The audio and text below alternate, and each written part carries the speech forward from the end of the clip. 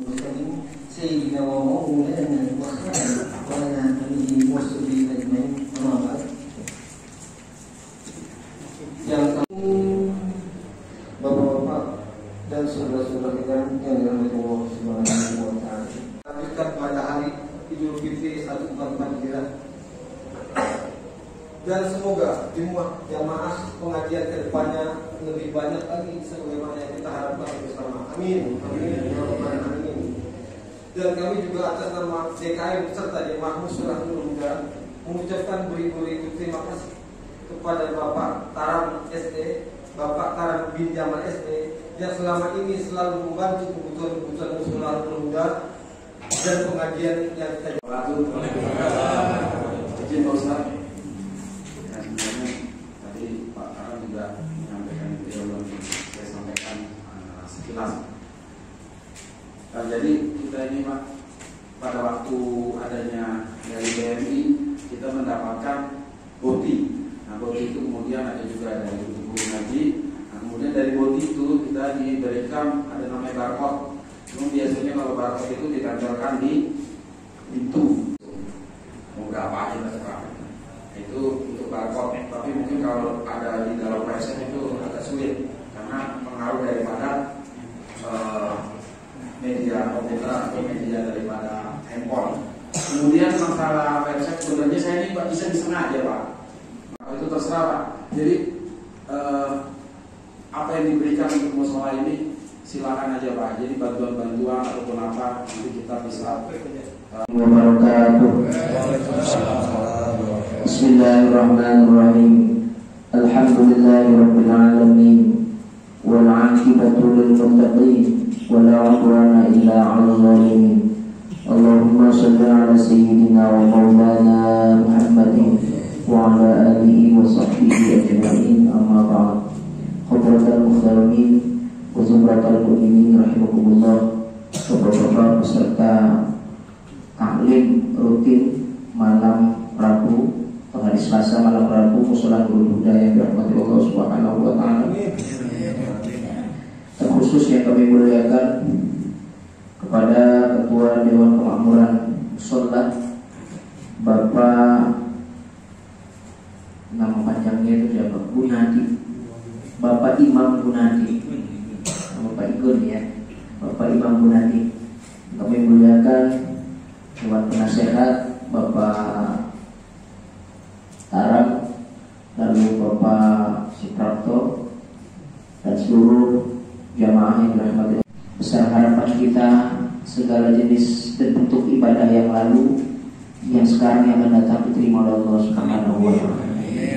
Selawat teriring salam terlimpah curahkan kepada baginda besar Nabi Agung Nabi Muhammad sallallahu alaihi wasallam serta para sahabat, juga setiap pengikutnya yang setia hingga akhir zaman, dan mudah-mudahan kita diakui selaku umatnya serta mendapatkan syafaat usmah dari beliau. Amin.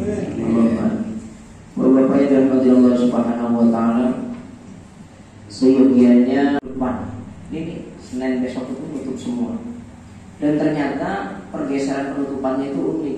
Mereka itu minta nutupnya itu nggak di tempat. Ustaz, bisa nggak ziarah? Ustaz, bisa nggak kita sekalian rekreasi ziarah gitu, tadabbur alam dan sebagainya. Saya iyakan. Ternyata ketika saya lihat dari beberapa majelis taklim, kalau tanggal 14 itu saya datang ke sini, kelihatannya yang di tempat lain nggak dapat ziarah.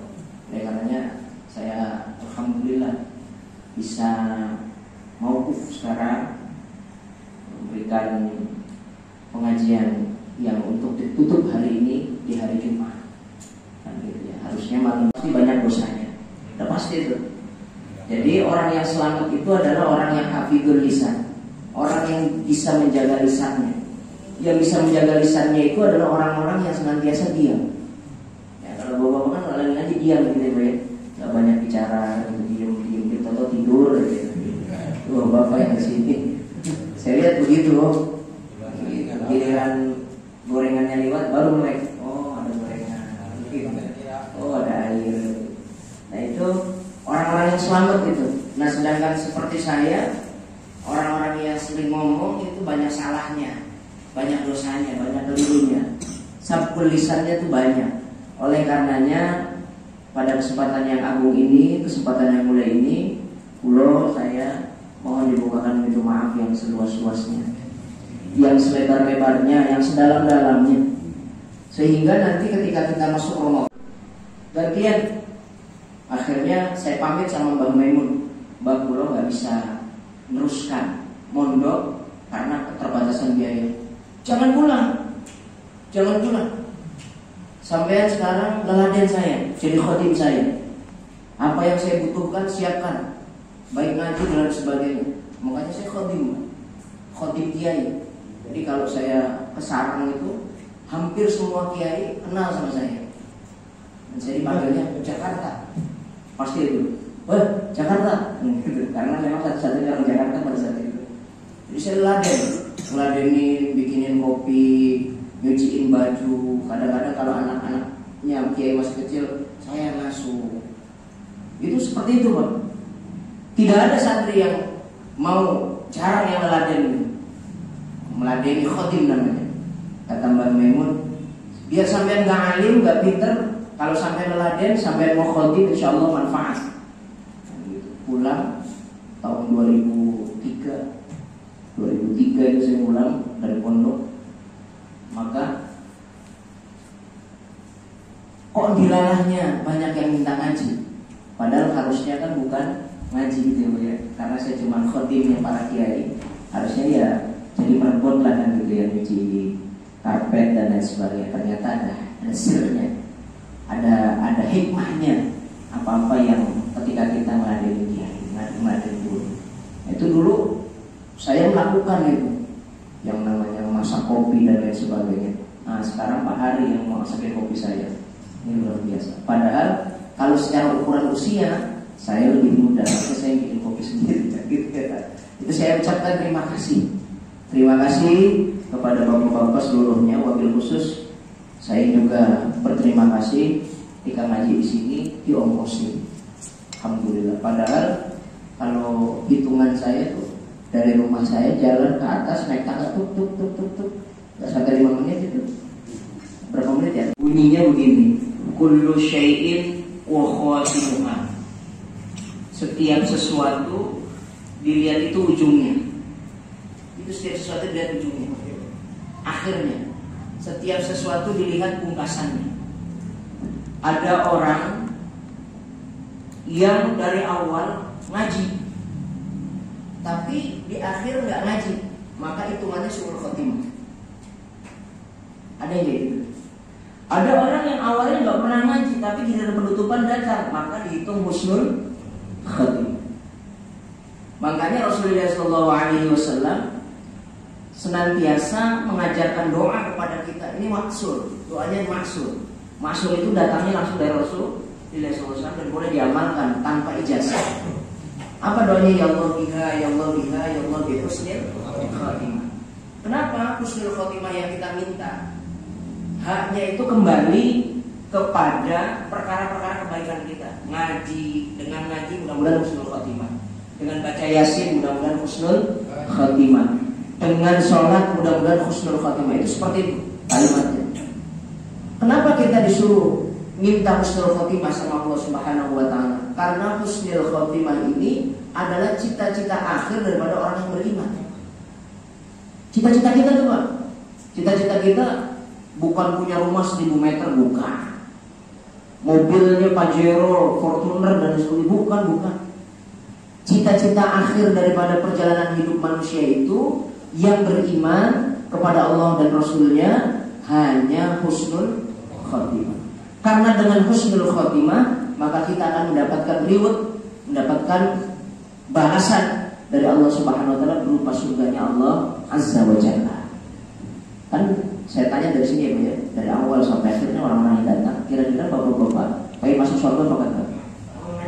Pengen. Kalau pengen masuk surga syaratnya harus husnul khotimah. Husnul khotimah itu gak bisa diprediksi Pak. Semua orang itu sudah ada catatannya. Itu kalau dalam kitab tauhid, kita belum nyentuh itu kajian tauhid ya. Karena saya ingin bapak-bapak paham fikih dulu. Kapan-kapan itu nanti ilmu tauhid lah. Fawzus sa'id indahu fil azali kadza syaki summa lam yantakili. Itu ada kalimat itu bahasa Arabnya. Kalau bahasa Indonesianya, orang-orang yang dikehendaki baik. Baik ini maksudnya adalah masuk ke dalam surga. Sudah ada catatannya di zaman azal. Jadi saya, Pak Gunadi, Pak Tara, Pak Haji Didi, semuanya ini kita udah kumpul tadinya, Pak. Kita ini udah berkeluarga di zaman azali. Kita kumpul di sini atas dasar perintah Allah. Dan itu sudah diketahui oleh ilmunya Allah. Kalau ilmunya kita kan enggak. Kita punya ilmu dulu baru tahu. Tapi kalau Allah, ilmunya Allah sebelum terjadi sudah tahu. Jadi kita ini udah bertetangga nih, Pak. Di azali itu udah bertetangga. Pak Ustadz Suwandi nanti bakal ketemu Bapak Imam Gunadi, bakal ketemu dengan Bapak Kolonel Tara, bakal ketemu dengan Bapak Haji Suprapto, bakal ketemu dengan Pak Edi dan lain sebagainya. Itu sudah ada di zaman azali. Hidup bahagianya kita sudah diciptakan, sudah tertulis. Jadi nggak usah khawatir, Pak. Hari ini kita punya uang, itu sudah ditakdirkan sama Allah. Besok nggak punya, itu sudah ditakdirkan sama Allah. Hari ini kita menjabat, besok enggak, itu sudah takdir Allah. Sudah ada. Orang sakit, namanya sakit itu orang yang bagus atau dikehendaki dalam surganya Allah sebenarnya sudah ada di dalam bukunya Allah, namanya Lauhul Mahfuz. Kadza syaqiyyu summa lam yantak. Akal pikiran kita inilah yang bisa membuat kita memilih mana yang baik, mana yang buruk. Nah, kebiasaan kita berbuat baik itu adalah biasanya menjadi pangkal atau menjadi ujung daripada perbuatan kita. Kalau kita senang sholat, senang ngaji, senang baca Quran, senang sedekah, senang zakat, senang kahfi zulmi. Kahfi itu goa az-zulmi yang gelap. Gak usah pakai kalimat az-zulm. Kahfi itu udah gelap. Yang namanya goa kan gelap ya. Ditambahin kahfi zulmi. Bilangnya kahfi zulmi. Orang yang paling jelek. Dilalahnya tiba-tiba ini orang sebelum mati 1 jam dia itu dikasih sakit sama Allah, sakit perut.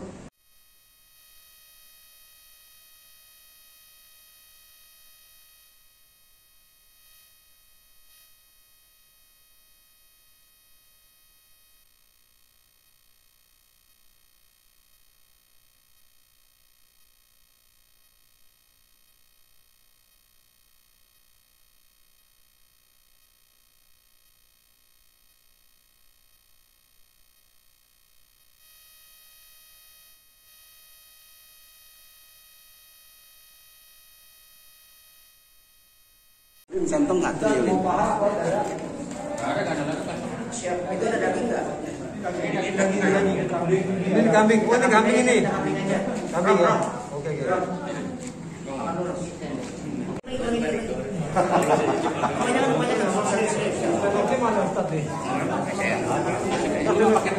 Nasi goreng. Kayak nasi goreng.